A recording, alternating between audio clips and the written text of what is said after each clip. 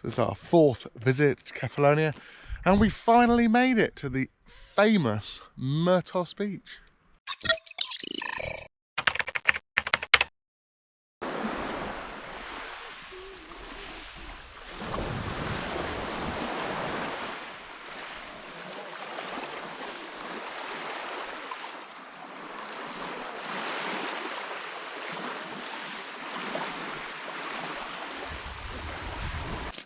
As you probably know, I love caves. Let's go and check out this sea cave.